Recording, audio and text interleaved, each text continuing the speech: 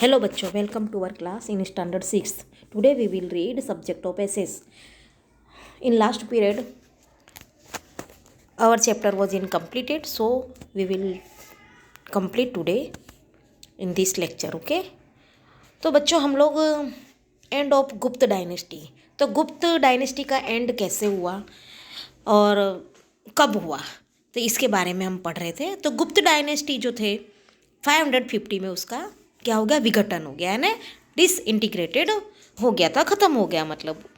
तो अब हम उसका एडमिनिस्ट्रेशन कैसा था, संचालन, जो प्रशासकीय व्यवस्था थी उसकी, वो कैसी थी, तो उसके बारे में आज रीड करेंगे।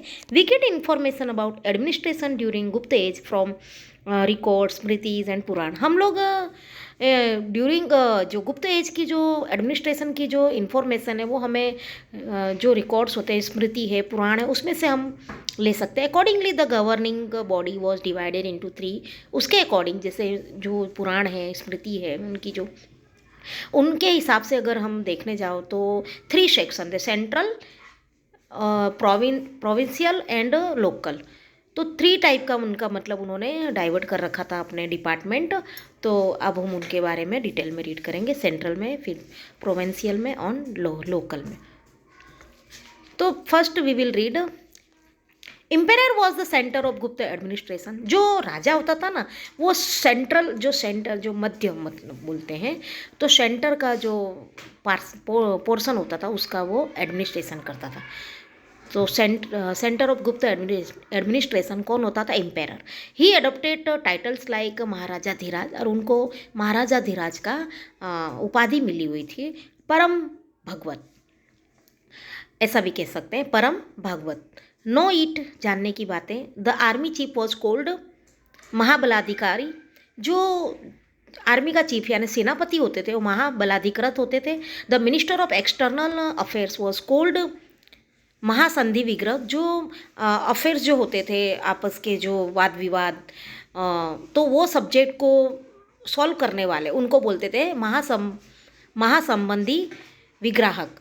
Chief of palaces and gates guards were called. जो किले हैं और जो उनके जो दरवाजे होते थे, द्वार, तो उनकी जो चीफ होते थे उनको बोलते थे हैं महाप्रतिहार। महाश्वपति was the chief of cavalry army and chief of army of elephants was called महापिलुपति। पुस्तपल was appointed to take care of documents of the state. इस तरह मतलब हर एक को जो अपॉइंटेड किया गया था उनके नाम दिए गए थे। Usually prince was appointed as the head of the province. कुमारमात्य, उनको कुमारमात्य बोलते थे। जो प्रोविंस क्षेत्र के है ना, जो ग्रामीण क्षेत्र होते हैं ना, सीमावर्ती क्षेत्र, उसको बोलते हैं प्रोविंस। तो वहाँ का जो होता था उसको प्रिंस को अपॉइंटेड किया जाता था और उसको कुमारमात्य के नाम से जाना जाता था। And commissioner played a major role in the province, और जो कमिश्नर होते थे वो मेन रोल निभाता था प्रोविंस को देखरेख में। द प्रोविंस वॉज कोल्ड भुक्ति, whose head was regional. The province was divided into district, the district was called विषय। A committee was form at the village level. जो विलेज लेवल पर एक कमिटी बनाई जाती थी, which included elders, village heads and important adult citizen. उसमें बड़े जो बुजुर्ग लोग होते थे और गांव के जो हेड्स होते थे और इम्पोर्टेंट एडल्ट सिटीजन होते थे, उस कमिटी में इंक्लूड होते थे। Now economic condition during Gupta age. Gupta as की ड्यूरिंग इकोनॉमिक कंडीशन कैसी थी?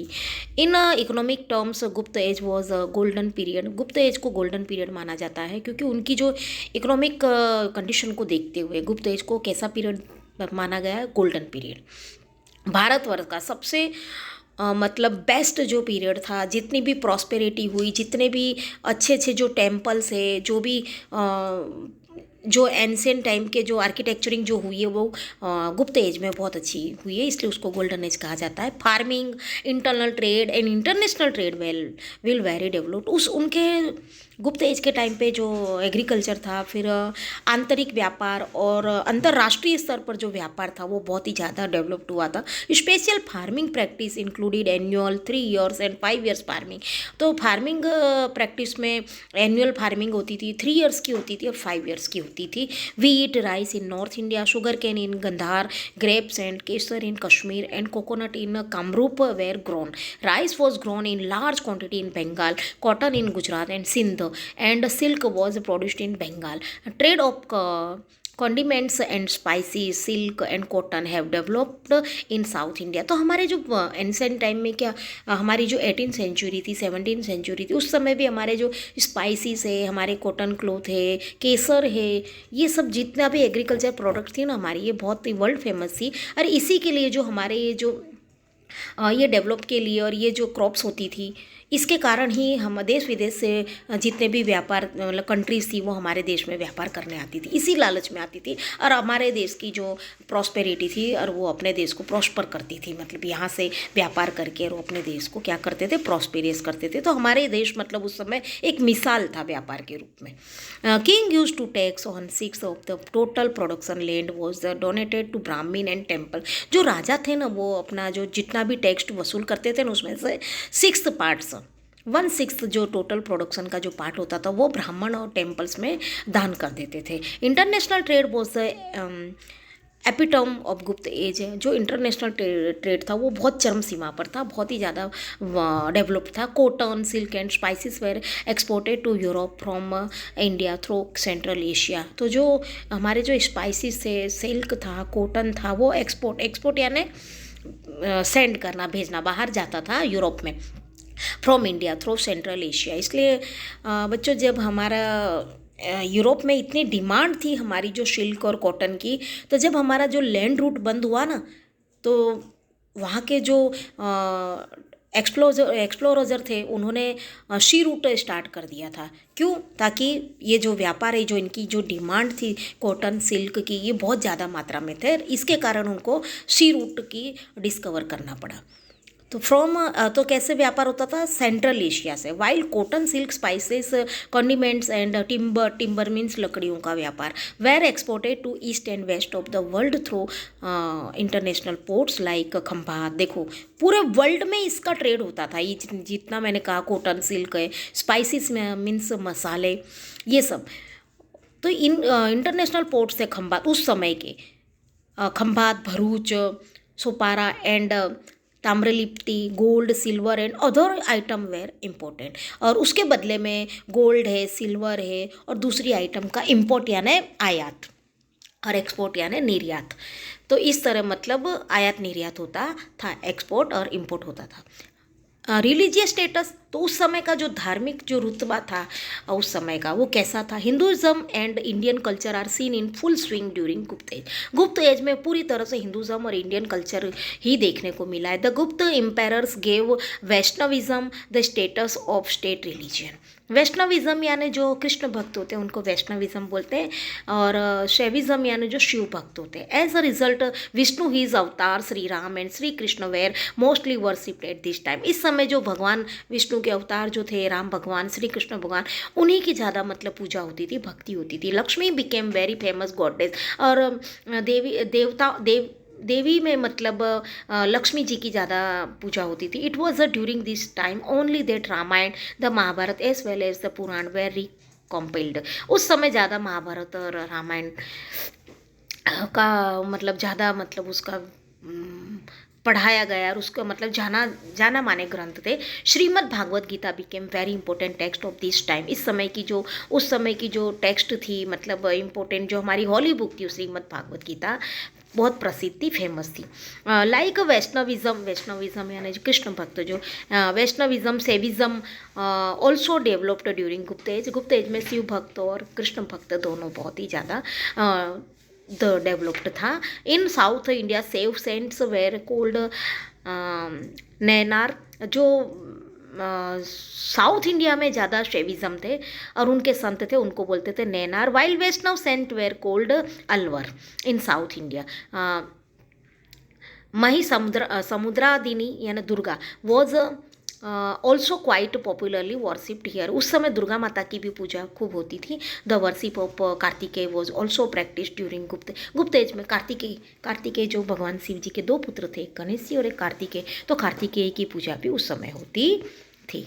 ओके बच्चों, and now even Buddhism and Jainism also develop during Gupta as. यहाँ तक कि उस समय बुद्धिज़्म और जैनिज़्म का भी मतलब अस्तित्व में आ गया था ये धर्म।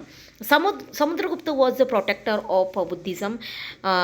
Mahayana and Hinayana cult of Buddhism also developed. उस समय जो समुद्रगुप्त थे वो बुद्धिज़्म के प्रोटेक्टर थे। एंड महायान और हिनयान जो कल्चर था वो बहुत डेवलप्ड हुआ था बुद्धिज़्म का। Cultural condition during Gupta as के टाइम पे कल्चरल जो कंडीशन थी, मतलब संस्कृति, मतलब कल्चरल है ना, संस्कृति, सांस्कृतिक। Gupta age was culturally golden age of India. आप जानते हो कल्चरली रूप से भी, मतलब सांस्कृतिक रूप से भी देखने जाओ तो गुप्त एज जो था वो इंडिया का गोल्डन एज माना जाता है। Many new languages developed during this age. इस समय हाँ, बहुत सारी लैंग्वेज डेवलप में आई, विकास हुआ, जैसे Kalidas, Skand Swami, Hari Swami and Rani Vijaya and Aryashura very important literatures. इतने ये साहित्य है, मतलब कालिदास के इतने सारे लिटरेचर्स थे उस समय। Among all of them Kalidas was best. अब इन सब ये जितने भी साहित्यकार थे, कालिदास है, स्कंद स्वामी, हरि स्वामी एंड रानी विजय, इन सब में सबसे ज़्यादा महान जो थे वो बेस्ट कौन थे? Kalidas. Kalidas is called the Shakespeare of India. Kalidas को इंडिया का शेक्सपियर माना जाता है। Taking story of Indian epics, he wrote epics like Abhigyan Shakuntal. अगर हम इंडियन एपिक्स की बात करें तो उसमें ग्रंथ की, तो उसमें अभिज्ञान शाकुंतलम एक बहुत बड़ा उन्होंने रचयिता थे। उसमें अभिज्ञान शाकुंतलम में उनका जिक्र किया है, किसका? शकुंतला का। और जो राजा थे ना दुष्यंत, उनकी स्टोरी बताइए। Raghuvamsham and Meghadutam. Gupta age was era of temple architectures. Top Gop in Gujarat, Parvati temple of Nachana, Kothar and temple of Jhansi are the first brick temple of India. जो इंडिया में फर्स्ट ब्रिक यानी ईंटें, पहली बार जो ईंटों का temple बनाया गया था ना वो है Parvati temple of Nachna, Kothar and temple of Jhansi are the first brick temples of India. The Gupta age marks the beginning of the temple architectures. सबसे पहले जो आर्किटेक्चर बना था शुरुआत टेम्पल से हुई थी गुप्त एज में। The idol of the Durga, Buddha, Krishna and Shiva were made in large number. उस समय की जो मूर्तियों की बात करें तो दुर्गा माता की मूर्ति, बुद्ध की, कृष्ण भगवान की, शिव भगवान की मूर्तियाँ ज़्यादा देखने को मिलती है, ज़्यादा उस समय बनाई गई है। Condition of science during Gupta as के टाइम पे जो साइंस की जो कंडीशन थी वैज्ञानिक क्षेत्र पर उनकी जो प्रगति थी उसके बारे में अब हम रीड करेंगे। Aryabhatta and Varahamihir were among the greatest scientist of this. इस पीरियड में जो आर्यभट्ट जिन्होंने दशमलव जो पॉइंट है, डेसिमल और जीरो की जो खोज की थी, और वाराहमिहिर वेर वो बहुत बड़े ग्रेट साइंटिस्ट थे इस पीरियड में। किसके? गुप्त एज में ही वो जाने माने बड़े साइंटिस्ट और मैथमेटिशियन थे। Aryabhatta discover zero and decimal system. Varahamihir wrote an important text name Brihad Samhita which was related with astronomy. जो एस्ट्रोनॉमी यानी ज्योतिष शास्त्र से रिलेटेड है। वाराहमिहिर ने जो इम्पोर्टेंट टेक्स्ट लिखे थे उसका नाम था बृहद संहिता, और वो किससे रिलेटेड है? एस्ट्रोनॉमी। एस्ट्रोनॉमी यानी ज्योतिष शास्त्र होता है ना। Vagbhata wrote a great text on Ayurveda name. जो आयुर्वेद के टेक्स्ट लिखा था वो थे Vagbhata. Ashtanga Hridaya Samhita. During this time medicines developed for humans as well as animals. तो उस समय during this time medicine develop for humans as well as, उसी समय ह्यूमन्स के लिए भी मेडिसिन का डेवलप हुआ था, और उसी तरह एनिमल्स के लिए भी जो मेडिसिन का डेवलपमेंट आयुर्वेद में लिखा गया, जो वाग्भट ने जो लिखी थी टेक्स्ट उसमें। तो even medicines were also discover for elephant and, यहाँ तक कि एलिफेंट्स की बीमारी, हॉर्स की बीमारी की भी मेडिसिन इसमें डिस्कवर की है जी इन्होंने, जो वाग्भट आयुर्वेद थे ना बड़े, उन्होंने अपने टेक्स्ट में। It's best example is iron pillar of Mehrauli. जो न्यू दिल्ली के पास मेहरौली है वहाँ पर आयरन पिलर है, वो बहुत बड़ा एग्जाम्पल है, उस समय बनाया गया था गुप्त एज में near Delhi, which is not corroded even today. आज की तारीख में भी उसमें बिल्कुल डस्ट यानी क्या बोलते हैं जंक नहीं लगा वो पिलर में, इतना मतलब आज की तारीख में भी वो वैसा ही जैसे उस समय बनाया था। मेहरौली में है नियर दिल्ली। एम्पेरर हर्षवर्धन। अब हम हर्षवर्धन के बारे में बात करेंगे। After Gupta age the kingdom of Harshavardhan is considered as one of the important states of ancient India. जो हर्षवर्धन थे वो एक बहुत अपने आप में एक बेस्ट और पावरफुल राजा माने जाते हैं, और गुप्त एज के बाद जो हर्षवर्धन का किंगडम था वो सबसे ज़्यादा महत्वपूर्ण, हमारे एंसेंट इंडिया में सबसे ज़्यादा महत्वपूर्ण माना जाता है। He belong to Pushyabhuti clan of Thaneshwar, ऐसा माना जाता है। उन्होंने वो थानेश्वर के थे, कहाँ के, थानेश्वर के राजा थे। Rajyavardhan and Harshavardhan were sons of Prabhakar Vardhan. Rajyavardhan और हर्षवर्धन, राज्यवर्धन इनके एल्डर ब्रदर थे हर्षवर्धन के, और प्रभाकर वर्धन इनके पिता थे। While his daughter was Rajshri, और इनकी राजश्री मतलब प्रभाकर वर्धन की बेटी थी। Who was married to king of Kannauj Dhruv Varman, और जिसकी शादी मतलब हर्षवर्धन की सिस्टर थी और प्रभाकर वर्धन की डॉटर थी, और जिसने मतलब जिसकी शादी कनौज के राजा ध्रुव वर्मन से हुई थी। God king Shashank and king of Malwa, जो राजा थे शशांक मालवा के राजा थे, किडनैप राजश्री, उन्होंने राजश्री को किडनैप किया था and attack on the kingdom, और उनके राज्य पर अटैक किया था, विच क्रिएटेड और मेजर क्रिसिस, इसके कारण बहुत ज़्यादा विवाद हो गया था और बहुत ज़्यादा लड़ाइयाँ हो गई थी। Rajyavardhan died while trying to save Rajashri, Rajashri को बचाने में राज्यवर्धन की भी क्या हो गई थी, डेथ हो गई थी। Rajyavardhan who was Rajyavardhan Harshvardhan Elder brother, तो उनको अपनी बहन को बचाने में राज्यवर्धन की डेथ हो गई थी। इन सच एन इमरजेंसी सिचुएशन, इस तरह मतलब अचानक ऐसी सिचुएशन आई कि इम्पेरर राजा को अपना थ्रोन मतलब बचाना पड़ा। एसेंडेंट थ्रोन इन 606 AD, उनको अपना जो थ्रोन यानी राज्य मतलब अपना सिंहासन, ही सेव्ड राजश्री, उन्होंने जो हर्षवर्धन थे वो इतने महान थे, इतने पावरफुल थे कि उन्होंने ऐसी सिचुएशन में भी अपना राज्य भी बचाया और अपनी बहन को भी बचाया। He saved Rajshri, not only this, he started his power rule in both, यहाँ तक कि बहन को भी बचाया, अपने राज्य को भी बचाया, यहाँ तक कि उन्होंने अपना जो स्टेट थे अपने दोनों साइड मतलब अपने राज्य को बढ़ाया, कनौज और थानेश्वर दोनों स्टेट को, क्योंकि उस समय जो कनौज उनकी सिस्टर थी राजश्री, वहाँ का कोई राजा नहीं था, इसलिए उसका राज्य भी किसने संभाला, हर्षवर्धन ने संभाला। और थानेश्वर के राजा तो वो थे ही। Harshvardhan was last great emperor of ancient time. हम अगर हमारे पौराणिक भारत की बात करें तो सबसे जो हर्षवर्धन थे वो सबसे महान और ग्रेट इम्पेरर हो चुके हैं। उसके बाद इतने कोई महान इम्पेरर नहीं हुआ। He spread his empire in Magadh Odisha, उन्होंने अपना राज्य कहाँ कहाँ फैलाया, देखो Magadh, Odisha, Saraswat, Gaur, Mithila, in contemporary states. Maitrak king Dhruvsen was his son in law, Pulakeshi two was the most powerful ruler in the south. अब जो पुलकेशी टू था, जब थानेसर में नॉर्थ ऑफ इंडिया में किसका राज्य था, हर्षवर्धन का, और उसी समय साउथ इंडिया में पुलकेशी टू था, वो पावरफुल राजा थे साउथ के। In the battle of Narmada between Harshvardhan and Pulakeshi, Narmada नदी के पास हर्षवर्धन और पुलकेशी टू का क्या हुआ, बैटल हुई, हर्षवर्धन वॉज डिफीटेड, उसमें हर्षवर्धन की हार हुई। Harshavardhan was regarded as the powerful king in north. इस तरह हर्षवर्धन फिर नर्मदा नदी के किनारे जब हर्षवर्धन और पुलकेशी टू की लड़ाई हुई उसमें हर्षवर्धन की हार हुई, इसलिए फिर उसके आगे उन्होंने अपना राज्य का एक्सटेंशन नहीं किया, मतलब वहीं पर उन्होंने अपना राज्य रोक लिया। Cultural contribution of emperor Harshvardhan is very important, उनका जो सांस्कृतिक सहयोग है तो वो हर्षवर्धन का बहुत ही महत्वपूर्ण है। Great Chinese traveller Hiuen Tsang came to India during his time, उनके टाइम पे जो चाइनीज ट्रैवलर थे ह्यूनसेंग वो आए थे इंडिया के ट्रैवलिंग में। He stay in his palace, वो उनके राज्य में भी रुके थे। Harsh was devotee of Shiv, Harshvardhan जो थे वो सेविज्म थे, शिव भक्त थे, and later became a great follower of Buddhism, उसके बाद वो बुद्धिज्म के भी फॉलोवर बने बाद में।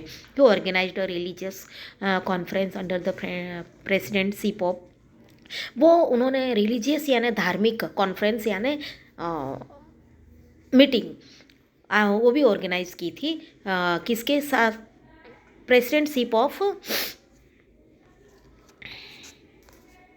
ह्यूनसेंग के साथ उन्होंने एक धार्मिक परिषद भी ऑर्गेनाइज की थी। He placed idol of Buddha on a mantle of elephant and worship, उन्होंने जो बुद्ध की जो मूर्ति थी वो हाथी के ऊपर रखकर और उनकी क्या की थी, पूजा की थी। A seminar was organized on Mahayana and Hinayana, उन्होंने सेमिनार का भी ऑर्गेनाइज किया था, आयोजन किया था महायान और हिनयान पर।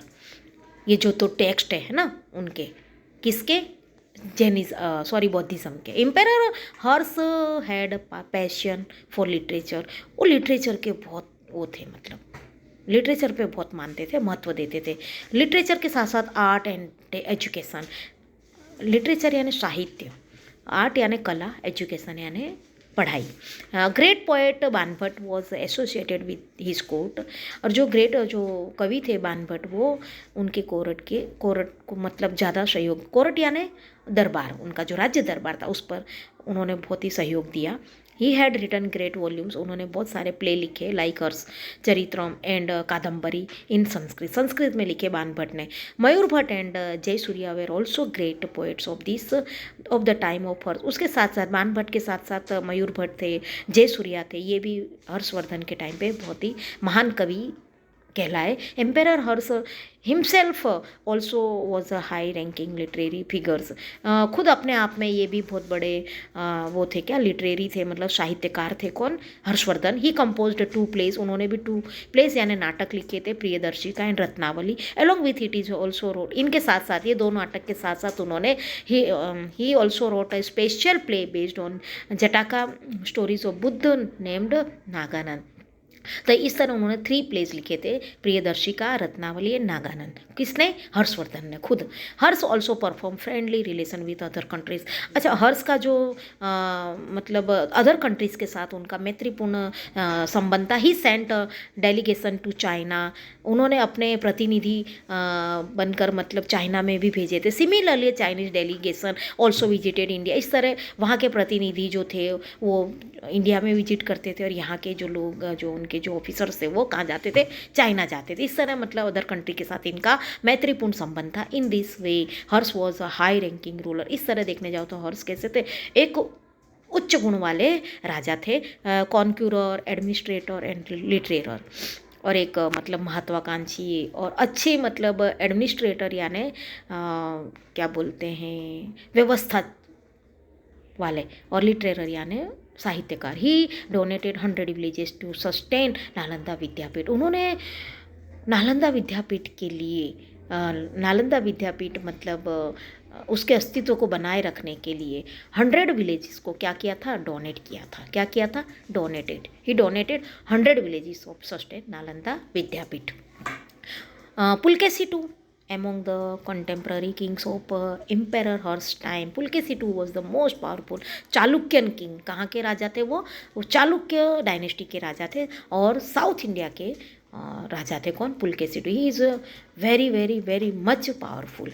जिस तरह हर्षवर्धन थे इस तरह पुलकेशी II थे। He took the power from Rashtrakuta in Maharashtra and stabilized state. Pulakeshi II rule in for almost 40, उन्होंने राष्ट्रकूट से पूरी सत्ता छीनी थी, ली थी, महाराष्ट्र के थे जो, और अपना स्टेट उन्होंने क्या किया था? स्टेबलाइजमेंट किया था। ही इवन डिफीटेड इम्पेरर, यहाँ तक कि उन्होंने, हर्षवर्धन इतने पावरफुल राजा थे नॉर्थन के, उनको भी हराया था। किसने? पुलकेशी II ने। He was a great winner after defeating Kadamba Gangas of Maheshwar, Mauryas of Konkan. He received बहुत ग्रेट, किसके बाद? डिफीटिंग, उसके बाद तो उन्होंने कदम्ब को हराया, गंगा के माहेश्वर, मौर्य को कोंकण के मौर्य थे। He received the title of Lord of the south, इस तरह उनको साउथ का महात्मा कहलाए गए। लॉर्ड यानी भगवान, साउथ के भगवान माने गए। कौन? Pulakeshi II। He also defeated Lat, Malwa and Gurjar, यानी उन्होंने बहुत सारी डायनेस्टी को हराया। He was the ruler of all region of Karnataka, यहाँ तक कि वो जो कर्नाटक के सारे क्षेत्र थे उनके भी रूलर वही थे, राजा थे। महाराष्ट्र के और कोंकण के राजा कौन थे? Pulakeshi II। Just like Harsh he had also developed relation with other country, Harsh की तरह ही उनका भी अदर कंट्रीज़ के साथ बहुत अच्छा रिलेशन था।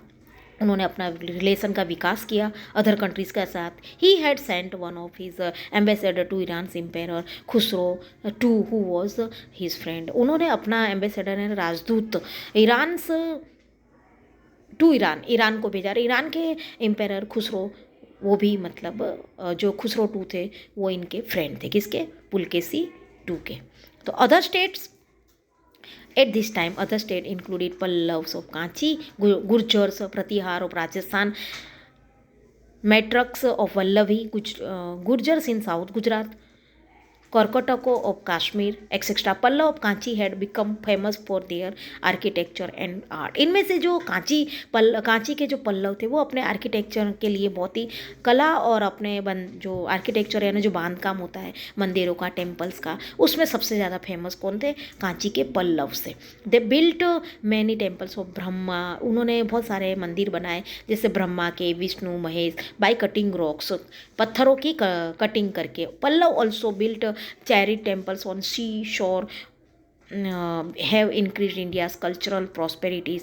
Kailashnath temple built in Kanchipuram can be considered as the best temple of that time. उस समय के जो पल्लव डायनेस्टी के द्वारा जो टेम्पल्स बनाए गए थे उसमें से जो कैलाशनाथ टेम्पल है जो कांचीपुरम में बनाया गया वो एक बहुत ही बेस्ट टेम्पल उनमें से सबसे अच्छा माना जाता है। तो बच्चों हमारा ये लेसन गुप्त डायनेस्टी जो है वो यहीं फिनिश होता है। बाय।